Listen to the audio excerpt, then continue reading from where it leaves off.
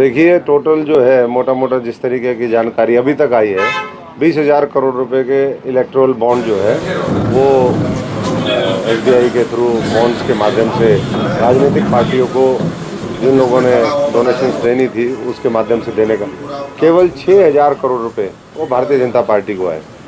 उसका जो है करीबन 2.5-3 गुना वो दूसरी पार्टियों को गया।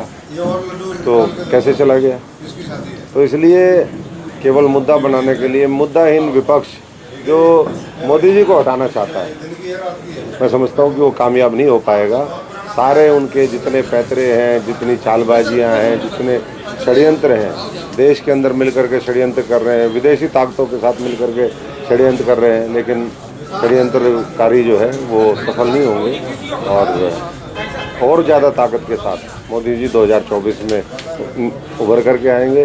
आज भी हमारे सब जगह पहले हम आए और उसके बाद अब जितने हमारे लीडर्स हैं उनसे संपर्क कर रहे हैं, जितने हमारे कार्यकर्ता हैं उनसे संपर्क कर रहे हैं। और इस होली में ही मैं समझता हूं कि आपको देखने को मिलेगा जोश। और गाँव के दौरे हम 28-29 तारीख को शुरू करेंगे।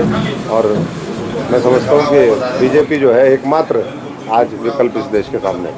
देखिए पहले वो बूथ कैप्चरिंग करवाते रहे, जब सत्ता में थे तो बूथ कैप्चरिंग के माध्यम से वो जीतते थे। ऐसा नहीं हो सकता कि पूरा हरियाणा जो है कांग्रेस के खिलाफ वोट दे रहा है और एक इलाका उनको। तो लोगों का जनमानस, वहाँ के लोगों का भी यही है। वो समय सत्ता का दुरुपयोग करते रहे, जब विपक्ष में भी थे तब भी। तो इस बार कम से कम मुझे ये यकीन है कि जिस तरीके से और इलाकों में भारतीय जनता पार्टी को जिताने का लोगों ने काम किया भारी बहुमत के साथ, वैसा ही जो है करीबन 5 लाख कम से कम टारगेट इस बार हर लोकसभा के ऊपर है भारतीय जनता पार्टी का, कि कम से कम मार्जिन 5 लाख से ऊपर होना चाहिए। तो वो भी वो करेंगे। 370 वोट हर बूथ पे बढ़ेंगे। तो सीधे सीधे जो है वो आप अंदाज़ा लगा सकते हैं, जहाँ 2000 बूथ हो तो 5-7 लाख का तो मार्जिन एक सीट पे वैसे ही आएगा। कोई चुनौती नहीं है, अब तो उससे ज़्यादा मामला है। पहले तो कोई टिकट भी मांग लेता था दूसरी पार्टियों की, मेरे जैसे लोग लड़ते थे, सड़कों पे संघर्ष करते थे, तो लोगों को ये होता था नहीं भैया संघर्ष करने वाले लोग हैं। अब तो चोर लुटेरे डकैत टाइप जो लोग हैं उनका समूह बन गया है। वो ढूंढ रहे हैं कि भाई इससे गठबंधन कर लो, इससे गठबंधन कर लो, लेकिन कुछ नहीं होने वाला। तो पहले से बेहतर परिणाम वो देखने को इस हरियाणा के अंदर आपको मिलेंगे। मैं कहता हूँ और आसान हो जाएगा, क्योंकि 20 साल पहले तो मैदान छोड़ के चले गए थे। मैं तो यहीं रहा और मैंने पहले दिन जब मैं आया था लोग कहते थे भाई भारी है, ये है, वो है।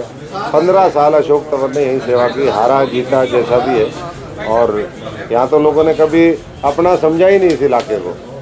और इसीलिए मैं समझता हूँ कि जब मौका मिला तब लूट के चले गए, जब मौका मिला इसको छोड़ के चले गए, लोगों को अपने हाल पे छोड़ दिया। तो इसलिए लोग जानते हैं कि मोदी जी की जैसे गारंटी